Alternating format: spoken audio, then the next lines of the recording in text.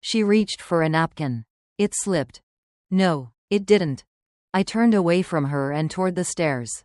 Jack was already coming to meet me. Sloane caught the pale wrap draped over my arm. At least let me cover that stain. Let go. Whether she wanted to pull me back for the cameras or hide what she had done, I never knew. Her fingers tightened around the wrap and the fabric at my left side. I took another step. The old seam resisted for half a heartbeat. Then the ballroom heard it surrender. My dress tore open beneath Sloane's hand. For a moment, no one moved. The torn side of my dress hung open from my ribs to my hip. Beneath it, the scar curved across my left flank, pale and uneven against skin stained with red wine. Sloane released the fabric. Jack reached me first. He removed his jacket and placed it around my shoulders, holding the lapels closed without touching the exposed skin. "Do you want me to take you out of here?" he asked. "Or do you want me to stand beside you?" Every instinct I had developed as a wife and mother told me to leave quietly. Leaving would make the guests more comfortable. It would allow Ethan to explain me after I was gone. "Stand beside me." Jack moved to my side. 2 hotel security officers approached the stage. One guided Sloane several feet away while the other asked whether I needed medical attention. I said no. My body was uninjured. My dignity had not been destroyed either, although Sloane had clearly expected it to be. "Preserve the security video," I told him, "and the audio from the microphones." His eyes flickered with surprise. Then respect. "Yes, ma'am." Sloane pressed both hands to her mouth. I was trying to help her. The dress was already coming apart. "You poured wine on her," Hannah said from below the stage. The glass slipped. "Then why did you grab her?" Jack asked.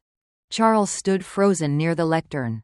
Ethan was between him and Sloane, looking from his fiancée to me as though he no longer knew which life he belonged to. Sloane's shock began turning into anger. I did not attack anyone. I was trying to cover that horrible stain. Her eyes dropped toward the scar. "Why would you wear something that could expose that?" The question hurt in an older place than the insult itself. Women are taught to treat every mark as an apology. Stretch marks, surgical lines, burns, the changing evidence of age. We learn to cover the history written on our bodies so other people will not have to feel uncomfortable reading it. I loosened Jack's jacket enough to look down at the scar. "This is where a surgeon removed my left kidney." Charles's head lifted. "You lost a kidney?" Sloane asked. "No, I gave one."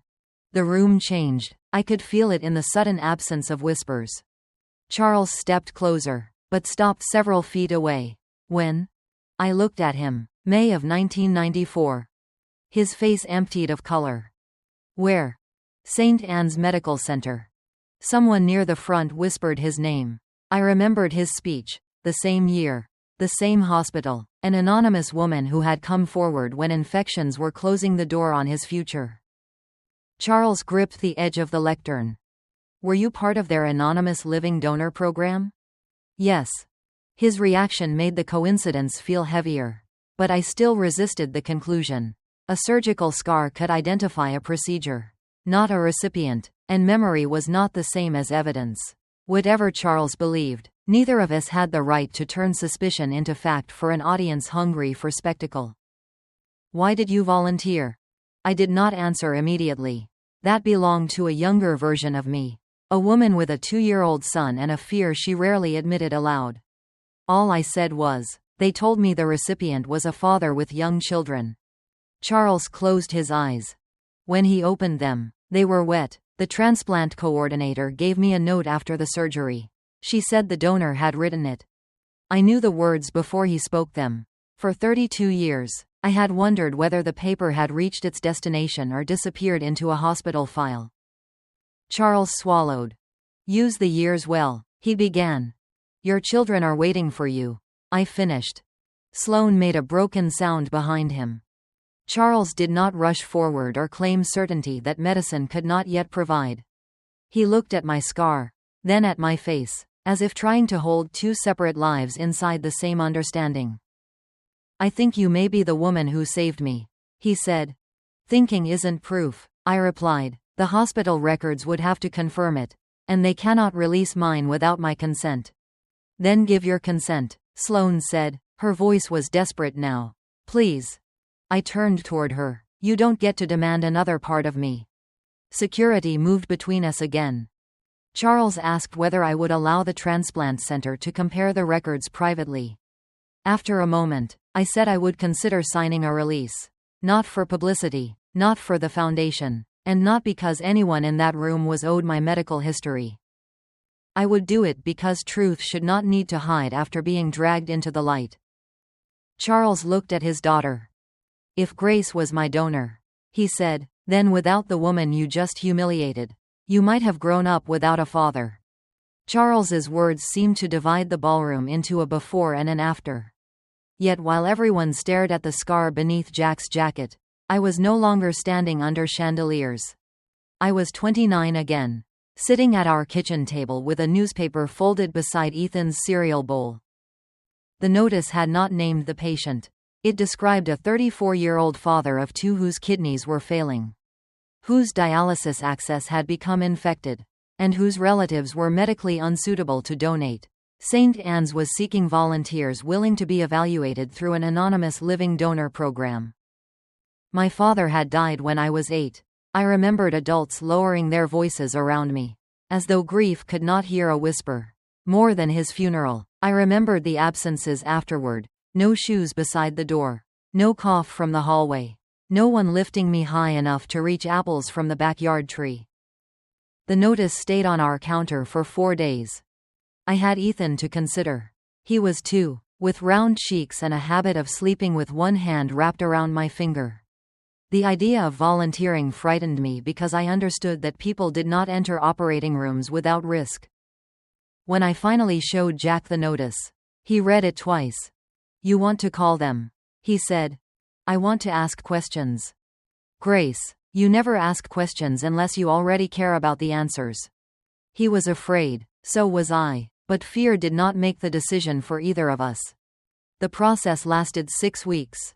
Not a dramatic afternoon. Doctors tested my kidney function, blood type, tissue compatibility, and cross-match with the intended recipient. I met a psychologist and an independent donor advocate who did not work for the recipient's family. They asked whether anyone had pressured me, offered money, or made me believe I would be responsible if the man died. No one had. The surgeon described bleeding, infection, chronic pain, and the possibility that my remaining kidney might one day fail. I went home after every appointment and watched Ethan sleep. Jack never called me selfish. He never called me heroic either. He asked the harder question. Can you live with yourself if you don't do it? I don't know. Then we'll keep talking until you do. We received no payment. Selling an organ was illegal, and I had no interest in placing a price on part of my body. Jack's union sick leave bank gave him time to care for me. Our church left casseroles on the porch. My sister stayed during the first week after surgery and helped lift Ethan when I could not. I chose anonymity because I did not want gratitude to become a chain between two families. Before leaving the hospital, I wrote one sentence for the recipient.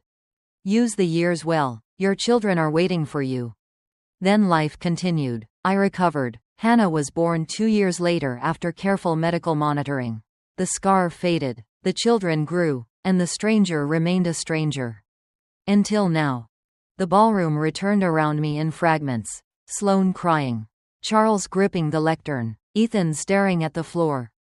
Charles asked, "Why didn't you ever try to find me?" "Because the gift wasn't alone. I owe you my life." No, my voice was quieter than his. But the microphone carried it. You owe your life the respect of using it well.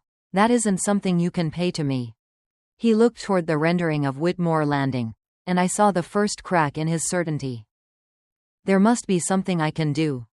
Start by seeing the people your company plan to move as clearly as you see me now. Sloane stepped forward, but a security officer stopped her. Grace, please, I didn't know. You didn't know what? She looked at her father. I understood. She did not yet regret humiliating a cafeteria manager. She regretted humiliating the woman who might have saved Charles Whitmore. Before I could answer, Ethan crossed the stage. He stood between Sloane and me, his face stripped of the polished confidence he had worn all evening. "You poured wine on my mother," he said. "You grabbed her after she told you to let go." "Ethan," I was panicking. "You called her ignorant. You called our home something I escaped. You said those things too." The accusation struck him because it was true. Still, he removed the engagement ring from Sloane's hand and placed it on the table beside the unused silver pen. "This engagement ended the moment you put your hands on my mother." A murmur moved through the room. Jack's hand settled between my shoulder blades. For one brief, dangerous moment, relief softened me. My son had finally chosen his family when choosing carried a cost. Charles turned to Ethan. "At least one person here still understands loyalty." I looked down at the brown folder.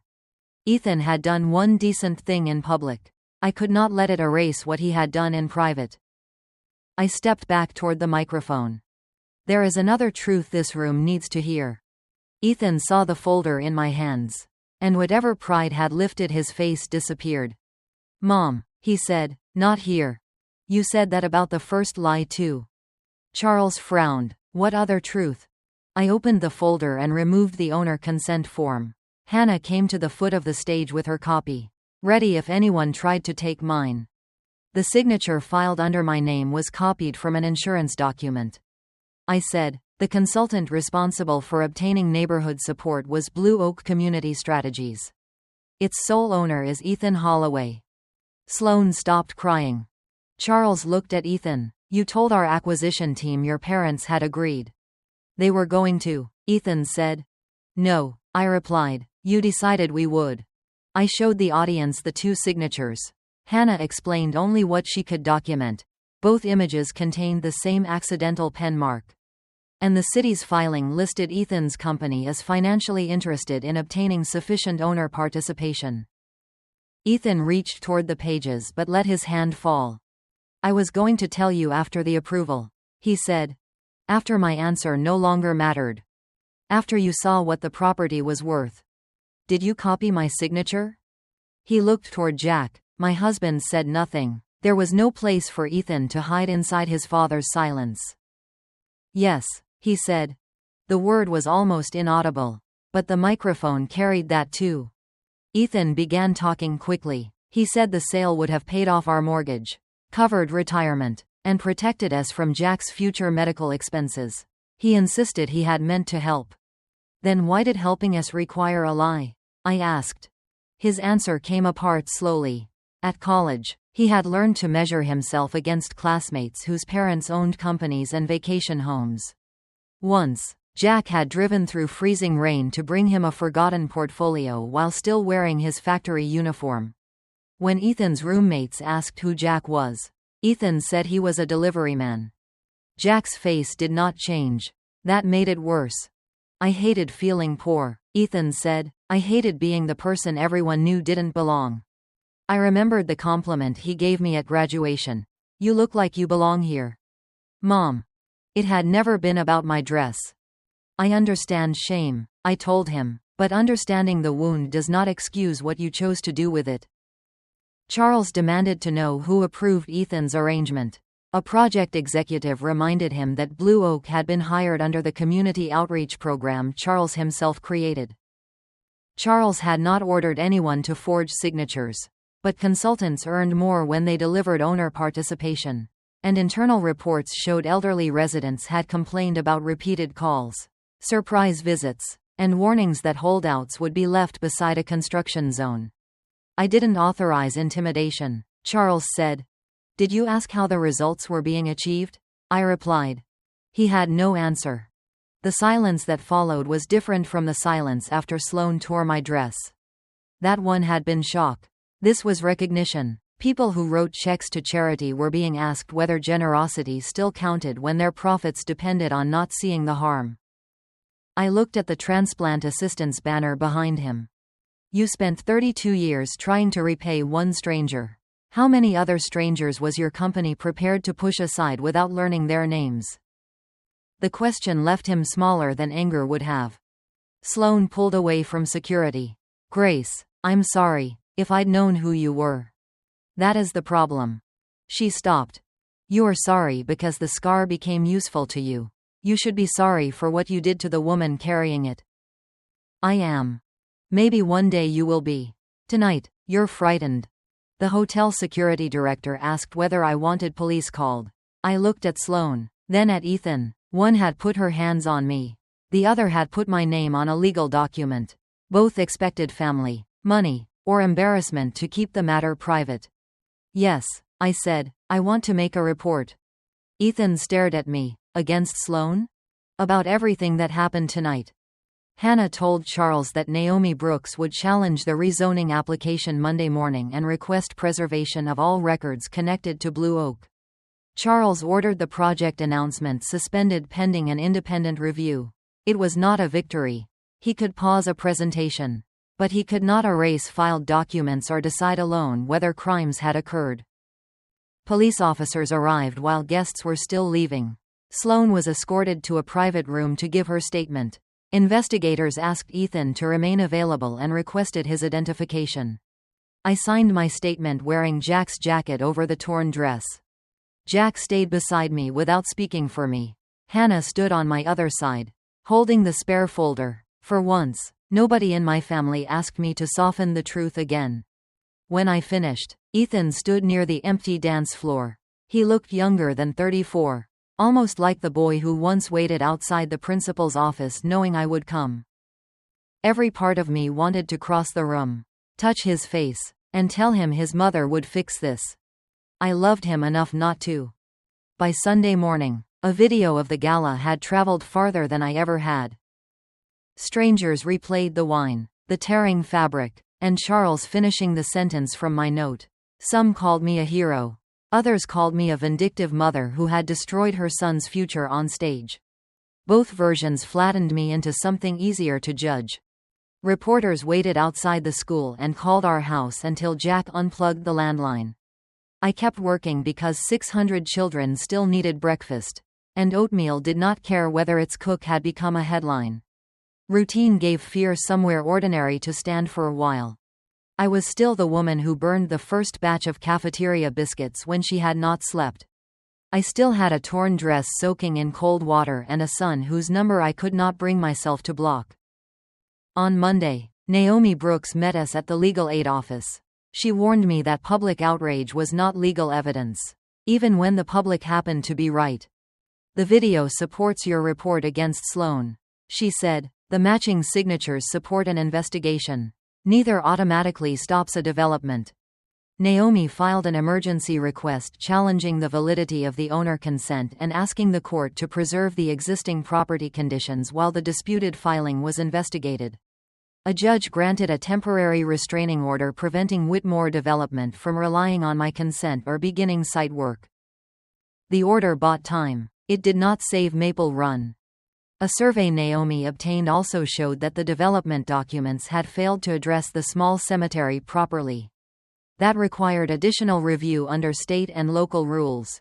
Hannah began preparing a historic resource nomination for the oldest homes and bridge. But Naomi made its limits clear. A nomination creates scrutiny, she said. It is not an invisible wall. We need something stronger than a plaque. We would eventually need control of the land itself. The medical truth arrived more quietly. After Charles and I signed separate authorization forms, a compliance officer from St. Anne's compared the archived transplant records. She called me at home with Jack sitting beside me. The donor surgery date, recipient surgery date, identification numbers, and preserved correspondence matched. Charles Whitmore had received my kidney. He called later, but I declined the television interview his foundation proposed. We spoke privately for 11 minutes. Mostly, he cried. I did not comfort him as if his feelings were now my responsibility. I don't know what to say, he admitted. Then don't make a speech. Pay attention to what you do next. Sloane was removed from Whitmore Landing and suspended from the foundation board. The prosecutor reviewed the security footage as evidence of a possible misdemeanor assault and property damage offense. Weeks later, her attorney discussed a first offender diversion program requiring an admission of responsibility. Restitution, counseling, and community service. I did not demand jail. I also refused to describe the incident as an accident. Ethan lost his consulting contract. Investigators examined Blue Oak's accounts, emails, and filings. His attorney advised him not to contact me about the case, but a letter arrived in our mailbox anyway. He asked me to tell the city that the signature had resulted from a family misunderstanding. He wrote that he had already lost Sloan, his work, and his reputation. He said one statement from me could keep him from losing everything. I read the letter twice. Then I placed it in the evidence folder. I replied through Naomi. I would tell the complete truth. I would not ask anyone to punish him more harshly because he was my son. And I would not ask them to treat him more gently for the same reason. Loving him did not require me to become his next false document. That week, I found a folded cardiology referral in Jack's work jacket. It was dated a month earlier. Heartburn? I asked, placing it on the table. He lowered his eyes. I didn't want to add one more thing. To my life or yours? He admitted he had experienced pressure in his chest and an irregular heartbeat. His doctor wanted more tests. Jack had postponed them because of the gala and because he thought protecting me meant carrying fear alone. I wanted to be angry. Instead, I recognized the same habit in myself. I had minimized Sloane's insults, Ethan's distance, and my own hurt because naming them might force the family to change. We both called it protection, Jack said. Maybe it was fear wearing a kinder name. We went to the appointment together. The cardiologist found an arrhythmia and high blood pressure that could be managed with medication, monitoring, and changes Jack disliked immediately, especially less salt. There was no dramatic collapse, only the humbling knowledge that silence could have made a treatable problem dangerous. At home, we agreed to stop deciding what truths the other could handle. 2 weeks later, the city scheduled a public hearing on Whitmore Landing. The restraining order remained in place, but several property owners had already signed purchase options. Some needed the money, others feared being the last family left beside an abandoned construction site. If the city approved the rezoning and Whitmore corrected its filings, the project could return. Exposing the lie had given us a pause. Saving Maple Run would require a plan. We held the first planning meeting in the school cafeteria because it was the only room in Maple Run large enough for everyone and cheap enough to cost nothing. I arranged coffee, cornbread, and folding chairs. Ruth Alvarez brought 3 legal pads and enough anger for the entire neighborhood. Naomi brought maps. Hannah brought examples of community land trusts from other Ohio cities. The hardest part was not persuading people to oppose Whitmore. It was listening when they did not. Mr. Dalton needed money for his wife's assisted living care. A young couple on Birch Street wanted to move closer to better-paying jobs. Mrs. Green could no longer afford repairs to the roof her husband had patched before he died. Preserving Maple Run can't mean trapping people here, I said. If someone wants to sell, they deserve a fair price. If someone wants to stay, they deserve more than fear as their only protection.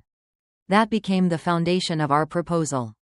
With Naomi's guidance, we incorporated the Maple Run Community Land Trust. The trust would acquire vulnerable parcels, maintain them as affordable homes, and place permanent restrictions on redevelopment. Property owners who wanted to remain could transfer the land beneath their homes to the trust while retaining long-term rights to live there. Those who wanted to sell could negotiate openly rather than face Whitmore alone. We proposed a conservation easement along Sycamore Creek, formal registration and protection of the cemetery, and a repair fund for older homeowners. Hannah continued the historic resource application for the bridge and oldest houses. Not as magic protection but as one layer among several. The plan required money, cooperation, and control of the purchase options Whitmore already held. It was imperfect. It was ours. For the first time since opening the city notice, I was not merely defending a past someone wanted to erase. We were designing a future that allowed dignity, choice, and memory to occupy the same ground. At the public hearing, every seat in the council chamber was filled. Whitmore's rendering stood on one side of the room. Our hand-drawn map stood on the other. Ruth spoke about the garden. Mr. Dalton explained why he still needed to sell. A teacher described children crossing the bridge each morning.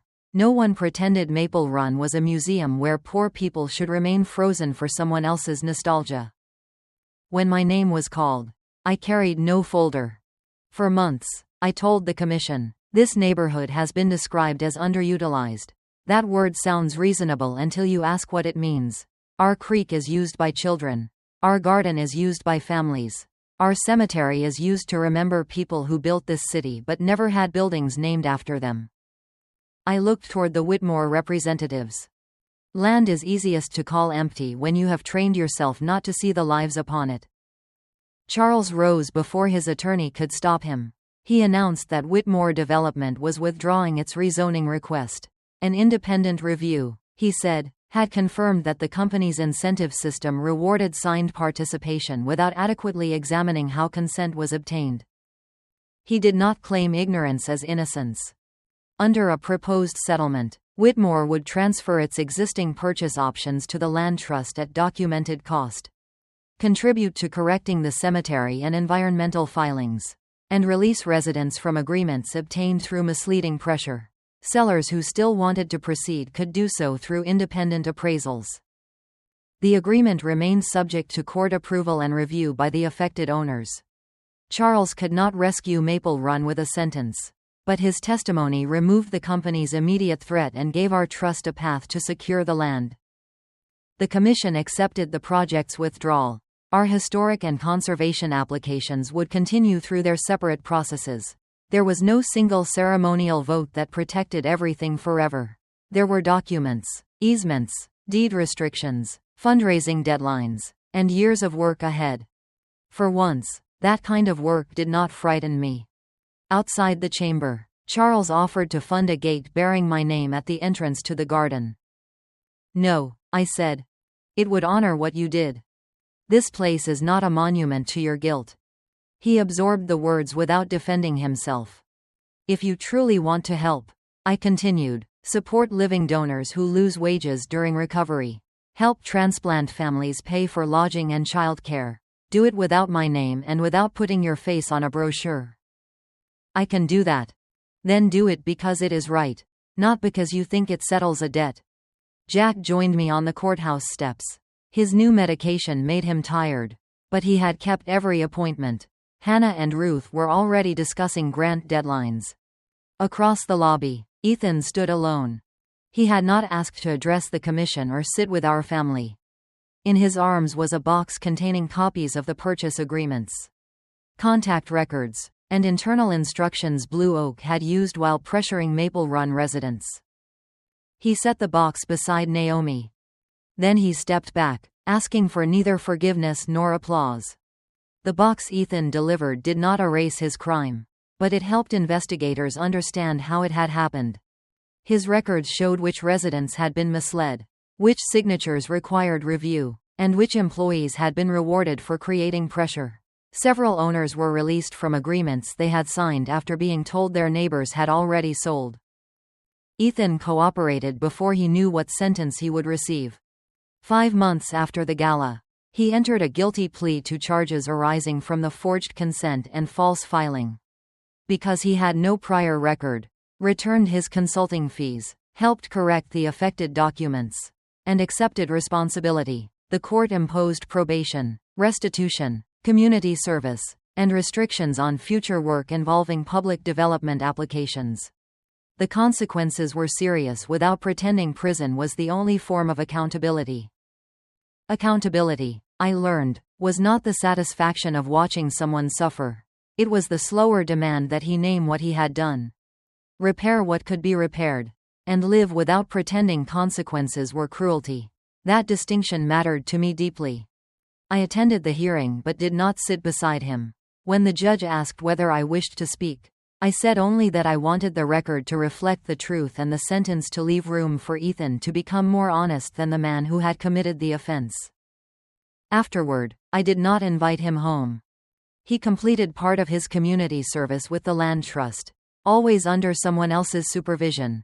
He cleared debris from Sycamore Creek, repaired garden fencing, and helped rebuild the wooden footbridge. He was not allowed to handle contracts or money. One cold Saturday, I found him replacing a rotted board near the middle of the bridge. He set down his drill when he saw me. "You don't have to leave," I said. "I wasn't sure if you wanted me here." "I don't know what I want yet." It was the most honest answer I had. We stood above the shallow water. Ethan told me he had spent years treating every room like a test he might fail if people discovered where he came from. The Whitmores had offered him status, but they had not created his shame. "Sloane didn't make me forge your name," he said. "Charles didn't make me lie at the diner. I did those things." "Why?" "Because I thought money would prove I had escaped being small." "We were never small, Ethan. We simply weren't rich." He nodded, looking down at his work gloves. "How long before you trust me again?"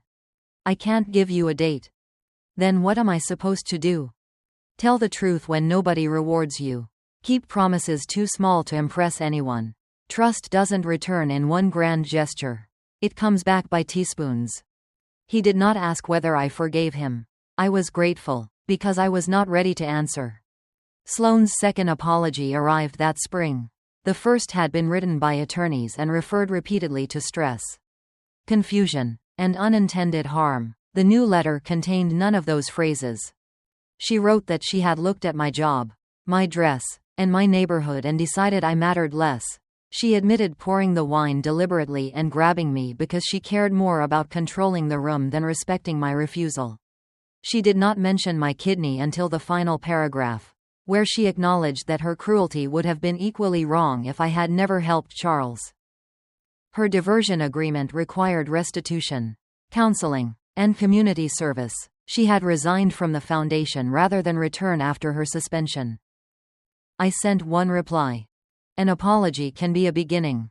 It is not an eraser. I accept that you have begun, but I am not inviting you back into my life."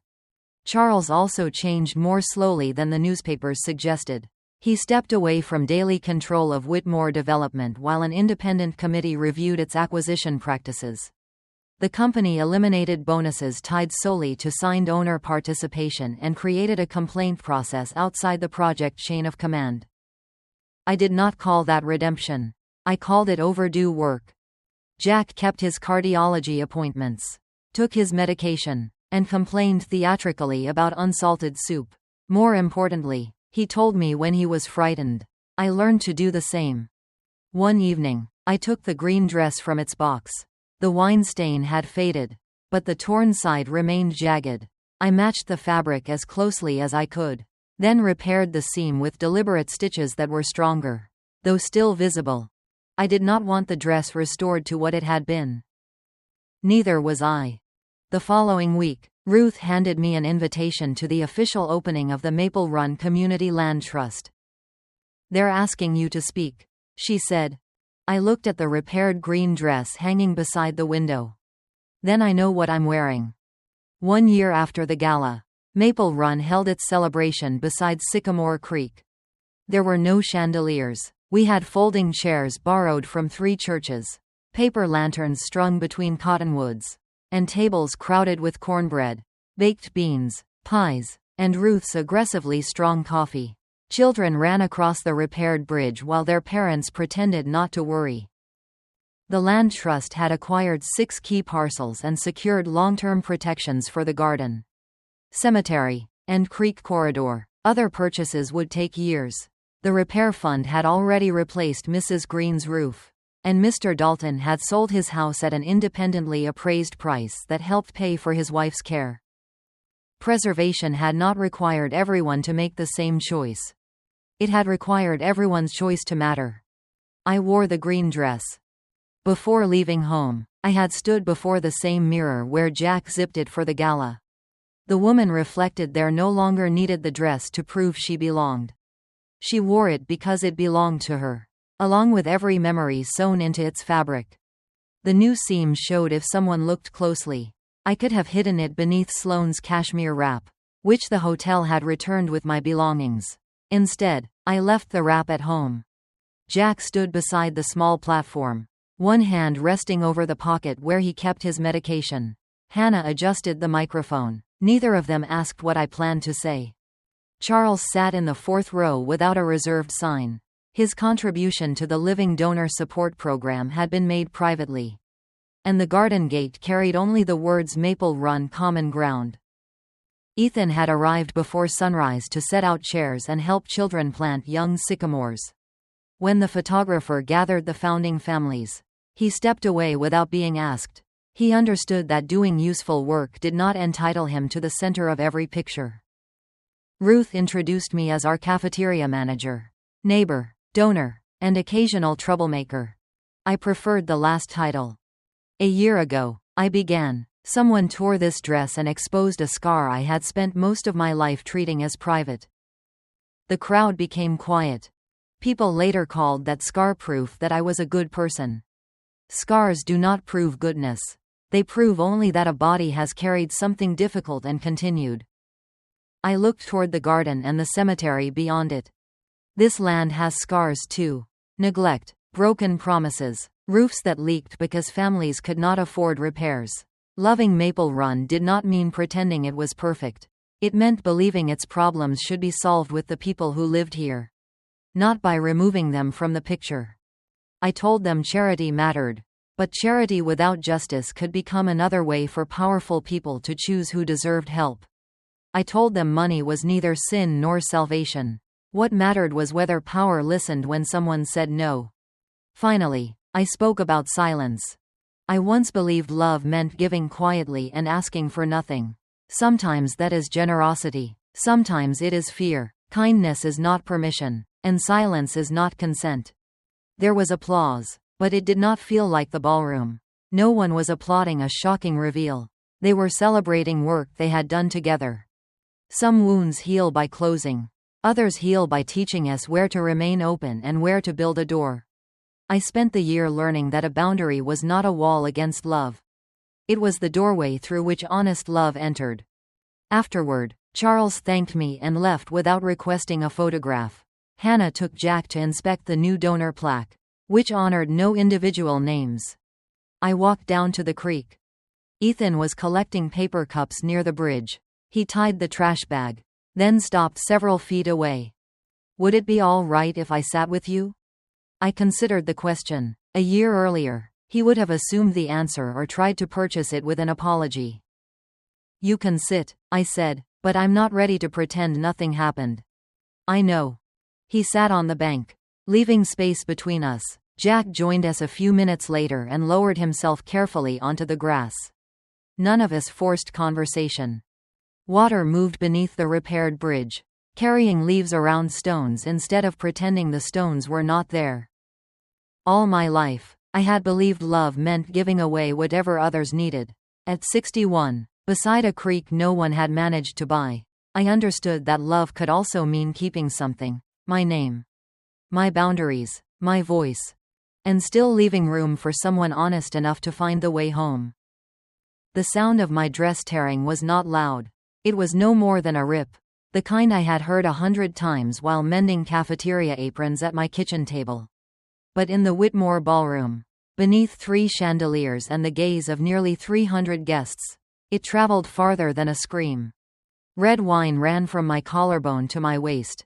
The torn green fabric hung from Sloane Whitmore's hand. Along my left side, exposed beneath the ruined seam, was the pale curved scar I had carried for 32 years. Sloane stared at it with open disgust. Her father stared as though someone long buried had spoken his name. Where did you have that surgery? Charles Whitmore asked. His voice trembled. That frightened me more than the cameras turning toward us. More than my son's silence. More than the realization that Jack's jacket would not be large enough to cover both the wine and my humiliation.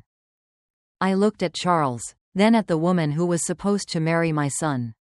To explain what happened next, I have to go back 48 hours. To an ordinary Thursday evening when I still believed the worst thing waiting for me was an uncomfortable dinner. The green dress had been hanging at the back of our bedroom closet in a clear plastic bag.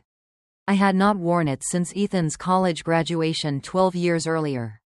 It was neither expensive nor fashionable, but the color reminded me of pine trees after rain, and it made my gray eyes look brighter. At that graduation, Ethan had kissed my cheek and told me I looked beautiful. Like you belong here, Mom. I had laughed then. I had not told him that the words stung a little. Belonging should not have depended on a dress. I carried it downstairs and spread it across the kitchen table. The seam along the left side had loosened with age, so I threaded a needle and repaired it under the yellow light above the stove. Jack watched from his chair, turning a coffee mug between his broad, scarred hands. "We can stay home," he said. "Send them a nice card and claim food poisoning." At the Whitmore Foundation Gala? Rich people get food poisoning too. I smiled despite myself. Jack had spent 38 years maintaining machinery at a parts plant. He trusted bolts, wiring diagrams, and people who said exactly what they meant. Sloane made him uneasy because every insult she delivered arrived wrapped like a gift. My phone lit up beside the sewing basket. It was a message from her. "Looking forward to Saturday, Grace. The photographers will be everywhere, so something understated would be perfect. I can have a wrap sent over if that helps." I read it twice. Nothing in the message was openly cruel. That was Sloane's particular talent. She could make you feel ashamed and leave you unable to point to the sentence that had done it. "What does she want?" Jack asked. "For me to be understated." He looked at the dark green dress. "Then that should ruin her evening." Jack offered to go without me if I did not feel welcome. I shook my head. The gala included Ethan and Sloane's formal engagement announcement. Whatever I thought of the Whitmores, my son would look into the audience expecting to see his parents. "I'm going for Ethan," I said. The words sounded loyal then. Later, I would wonder how often mothers use loyalty to excuse the warnings they do not want to understand. Ethan arrived just after 7, still wearing the navy suit he used for client meetings. He declined dinner, checked his phone 3 times, and asked whether I had chosen an outfit. "The green dress," I said. For 1 second, something softened in his face. I thought he remembered the graduation. Then his expression closed again. "Good, that's good." He rubbed the back of his neck. "Saturday could change everything for me." "Because of the engagement?" "Because of all of it." I waited, but he offered nothing more. When I asked what Charles planned to announce, Ethan glanced toward the envelope on our counter. "It's just foundation business. Don't worry about it. Come, enjoy dinner, and let me handle the rest." He hugged me quickly before leaving. His body felt rigid, as if he were already bracing for an impact only he could see coming. After the door closed, Jack carried the dinner plates to the sink. I picked up the cream-colored invitation. I had read the embossed announcement on the front several times, but not the smaller print beneath it. Whitmore Foundation Annual Benefit. The formal engagement announcement of Sloane Whitmore and Ethan Holloway. And, on the final line, the unveiling of Whitmore Landing, a new future for Maple Run. Maple Run had never needed a new future. It needed repaired sidewalks, honest grocery prices, and a city council that remembered us before election season. But the people who lived there did not consider it empty, failing, or unfinished. I had lived in the same white clapboard house for 36 years. Jack and I bought it when the kitchen floor sloped toward the back door and rain came through the upstairs window. We repaired it slowly, one paycheck at a time. Ethan learned to ride a bicycle in the alley. Hannah planted her first tomato in the community garden and checked it every morning as if love alone could make it ripen faster. Behind the houses, Sycamore Creek curved around an old stand of cottonwoods. Jack taught both children to fish there, though Hannah mostly fed bread to the ducks. A wooden footbridge connected the garden to a small family cemetery where millworkers, veterans, and my father were buried. Developers saw 12 underused acres. I saw names, scraped knees, wedding photographs, and casseroles carried across porches after funerals. On summer evenings, neighbors brought folding chairs to the creek bank, and children chased fireflies while older people traded stories nobody had ever thought to record properly. On Friday morning, I unlocked the cafeteria at Maple Run Elementary before sunrise. By 7, the ovens were warm and the room smelled of cinnamon oatmeal. I had managed that kitchen for 28 years. Sloane once introduced me as a lunch lady. then smiled as if she had used an affectionate nickname. I never found the work embarrassing. I knew which children hated bananas and which ones slipped unopened milk cartons into their backpacks for younger siblings. I knew when a boy asking for seconds was hungry and when he simply wanted another few minutes near an adult who would listen. Feeding people had taught me that dignity was often protected through small acts no camera considered important. Hannah arrived after the breakfast rush, carrying 2 coffees and a cardboard mailing tube. At 30, she had my dark hair and Jack's habit of going quiet when she was angry. She worked as a paralegal for a legal aid organization downtown, where she had learned that cheerful brochures often concealed expensive consequences. "Have you seen the site plan for Whitmore Landing?" she asked. "Only the picture on the invitation." She unrolled a map across a stainless steel prep table. Bright blue buildings covered the page. There were luxury apartments, restaurants, a fitness club, and a parking structure facing the creek.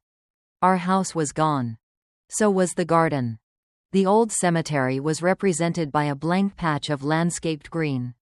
As if the dead had been converted into decorative space. "They can't simply take people's homes," I said. "No, but they can collect purchase options, request rezoning, and pressure owners until selling feels inevitable." Hannah pointed to a wide entrance road running directly through our parcel. Without our land, the development would lose its easiest access to the main street. That explained why the words on the invitation had felt less like an announcement than a warning. Ethan came to the house that afternoon. I placed the map between us on the kitchen table. Jack stood at the counter, arms folded. "How long have you known?" I asked. Ethan barely looked at the page. "It's still in the planning stage." That wasn't my question. He exhaled and loosened his tie. "A few months." I didn't say anything because people panic before they understand the benefits. He spoke about rising property values, retirement security, and the jobs Whitmore Landing would create. He said Maple Run was underutilized, lingering on the word as though it came from a presentation he had memorized. "Underutilized by whom?" I asked. "The people living here seem to use it every day." His jaw tightened. "Mom, you and Dad could sell for more than that house will ever be worth again. You could move somewhere safer. Somewhere easier. Somewhere better?" He looked away. Jack shifted beside me and pressed a fist briefly against the center of his chest. When I asked if he was all right, he said the coffee had given him heartburn. Before I could question him again, Ethan gathered the map. "Please don't turn this into a fight before Saturday," he said. "Let Charles explain the full vision." After he left, I walked to the creek. Children were crossing the old bridge on their way home from school. Ruth Alvarez knelt in the garden, tying the last tomato vines before the first frost. Nothing about the place looked unused. When I returned, a certified city notice was waiting in our mailbox. It stated that the rezoning application for Whitmore Landing had advanced with supporting documentation from key property owners. Halfway down the second page, beneath our address, were 5 words that made my hands turn cold. "Owner consent received. Grace Holloway." I read the sentence 3 times, hoping repetition might turn it into something less impossible. "Owner consent received. Grace Holloway." Jack read it over my shoulder. His mouth became a hard, straight line. "Did Ethan leave anything here for you to sign?" he asked. "Nothing." I called Hannah before I could talk myself into waiting until morning. She came over with her laptop and sat beside me at the kitchen table, still wearing the black slacks and blue blouse she used for work. Jack made coffee none of us drank. The city's online planning portal contained more than the notice had shown us. Hannah downloaded the rezoning application, the property owner certifications, and a disclosure listing the project's outside consultants. My signature appeared on page 47. At first glance, it looked genuine. Then I remembered the insurance form Ethan had helped us scan the previous winter. On that document, the final stroke of my last name curved too far beneath the line because the pen had slipped. The same mistake appeared on the consent form. Not a similar curve, the exact one. "Someone copied it," I said. Seeing my name used that way was stranger than discovering a broken lock. A thief at least admitted, by breaking something, that the house was not his. This theft had dressed itself as my permission instead. Hannah enlarged both signatures and placed them side by side. Even the tiny break in the ink after the second L was identical. Jack pushed away from the table. I'm going to call him. No, I covered his hand with mine. I need to hear what he says when he has a chance to tell me the truth. Hannah continued through the disclosures. Whitmore Development had hired a company called Blue Oak Community Strategies to secure local participation and maintain relationships with property owners. The Ohio Business Registry listed Ethan Holloway as its sole member. A consultant certification attached to the application stated that part of Blue Oak's compensation depended upon obtaining sufficient owner participation for the project to proceed. The words were clinical. Their meaning was not, "My son would be paid more if people like Jack and me surrendered our homes." Maybe there's an explanation, I said. Hannah looked at me carefully. There may be an explanation. That doesn't mean there's an excuse. I asked Ethan to meet me for breakfast at Miller's Diner the next morning. It was where I had taken him for pancakes after childhood dentist appointments. He arrived 15 minutes late in a charcoal suit and set his phone face down between us. I placed the two signatures on the table. Did you sign my name? His eyes moved from one page to the other. Where did you get these? The question wasn't where I found them. He sat back. This could be a clerical mistake. Development applications go through dozens of people. Your company is listed as the community consultant. His face changed then, not with guilt exactly, but with irritation that I had learned something before he was ready to explain it. Blue Oak is legitimate, he said. It's an opportunity Charles gave me because he trusts me. To do what? Help residents understand their options. And the more of us who agree, the more you get paid. He glanced toward the waitress, lowering his voice. Mom, this project could set all of us up for life. You and Dad wouldn't have to worry about repairs, property taxes, or medical bills. I'm trying to give you security.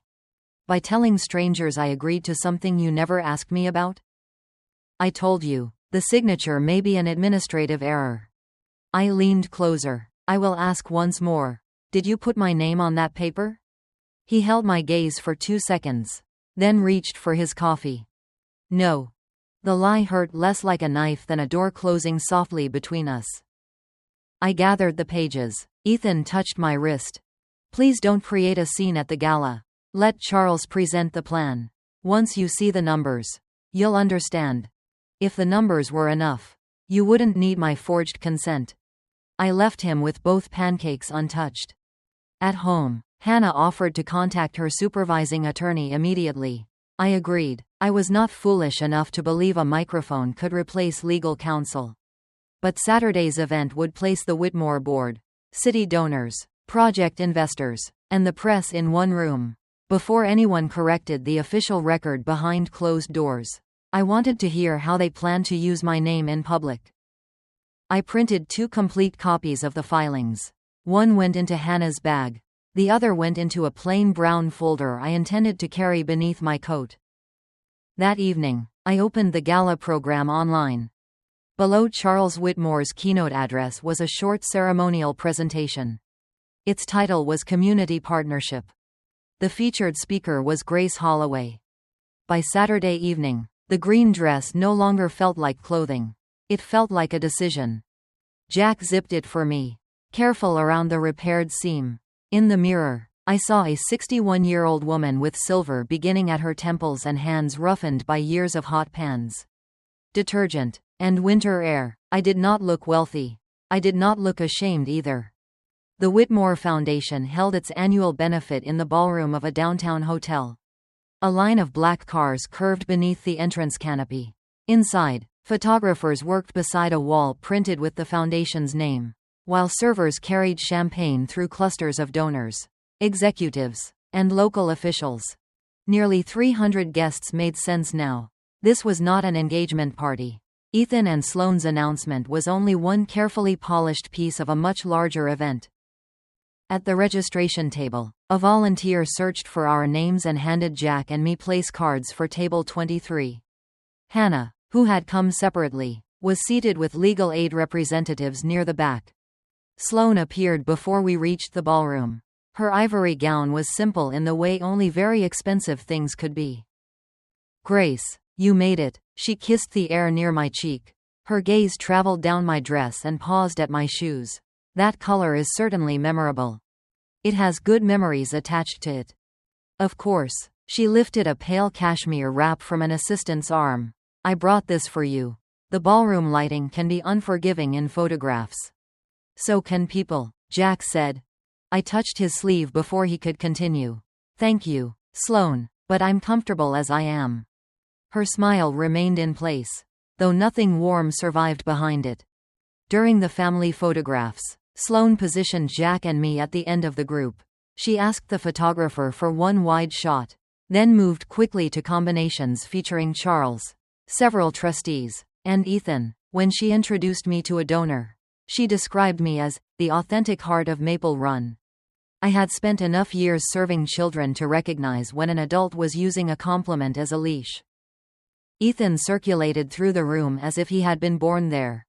He laughed with investors, touched people lightly on the shoulder, and introduced Charles as his mentor. The nervous son who had stood in my kitchen seemed to have disappeared inside his tailored suit. Charles Whitmore was more restrained than his daughter. When Ethan brought him to our table, Charles shook Jack's hand and thanked us for attending. "Maple Run has been important to Ethan," he said. "It still is," I replied. Something in my answer made him study me, but a board member called him away before he could respond. Dinner began with a film about the foundation's work. There were scholarships, hospital grants, and interviews with transplant patients. Then Charles walked onto the stage.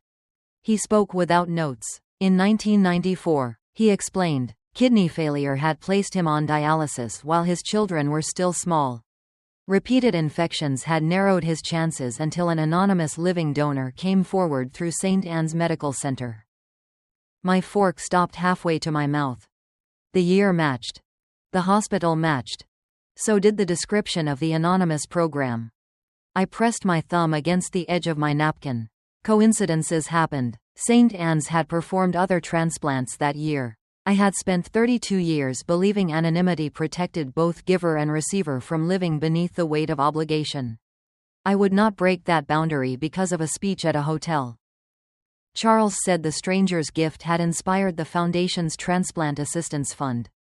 The audience applauded. I did too, though the scar beneath my dress seemed suddenly warmer. After dessert, the lights dimmed again. Ethan and Sloane stood beneath an arrangement of white roses while Charles formally announced their engagement.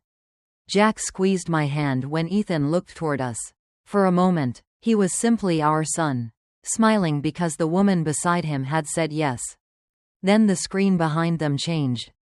An aerial rendering appeared: glass apartments, rooftop gardens, boutiques, and a landscaped walkway along Sycamore Creek. Across the image, silver letters formed the name Whitmore Landing. Our home had become an entrance road. The community garden had become valet parking. The cemetery was hidden beneath a cluster of ornamental trees. Sloane spoke about renewal without displacement and partnership without pressure. Photographs of Maple Run residents appeared behind her, including one of me serving food at the elementary school. I had never given permission for it to be used. Ethan came down from the stage during the applause and leaned between Jack and me. "Please," he whispered, "just smile for 10 minutes." Before I could answer, the master of ceremonies returned to the microphone. "To symbolize the partnership making this future possible, please welcome one of Maple Run's most beloved residents, Mrs. Grace Holloway." A spotlight suddenly found our table. I picked up the brown folder and stood. The walk to the stage could not have taken more than 20 seconds. It felt long enough to remember every truth I had swallowed to protect someone I loved. Ethan met me at the steps. His smile remained fixed for the cameras, but his fingers closed tightly around my elbow. "Mom, don't," he whispered. "Take your hand off me." He obeyed. The master of ceremonies offered me the microphone. Beside him stood a presentation board bearing the words Maple Run Community Partnership. A silver pen rested on a table, ready for me to sign something symbolic after my name had been used on something real. I looked across the ballroom. Jack had risen from his chair. Hannah was watching from the back, one hand inside her bag where she carried the second copy of the filings. "My name is Grace Holloway," I began. "I have lived in Maple Run for 36 years. And I was told tonight that I am here as a supporter of Whitmore Landing." "I am not." Charles turned toward Ethan. I opened my folder. The rezoning application includes a property owner certification stating that I consented to this project. It was filed under case number ZC 26-184 on September 18. I did not sign it. I did not authorize anyone to sign it for me. The master of ceremonies glanced toward the sound booth. My microphone remained live. Sloane crossed the stage before Charles could speak. She took my forearm, performing concern for the audience. "Grace, this is overwhelming," she said. "These applications are complicated, and preliminary paperwork can be confusing." I removed her hand. "Page 47 is not confusing."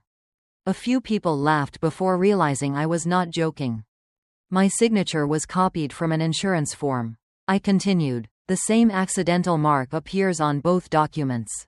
Whitmore Development also listed my son's company as the consultant responsible for securing local participation." Ethan had gone pale. "This isn't the time or place." "You chose the time and place when you printed my name in the program." Charles stepped toward the microphone.